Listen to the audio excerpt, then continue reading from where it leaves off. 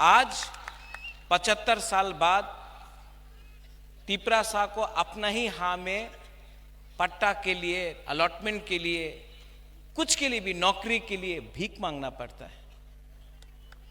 क्यों? ऐसा क्यों हुआ है?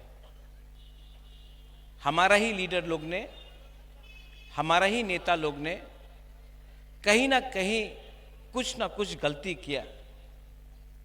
अगर नेता लोग अपने आप को इतना हल्का नहीं करता ना, तो तिपरा शाह को कुछ ज्यादा मिलता है। नागालैंड में नागा लोग ने अपना अधिकार के लिए फाइट किया, उनको मिला। मिजोरम में यूथ ने फाइट किया, उनको अधिकार मिला।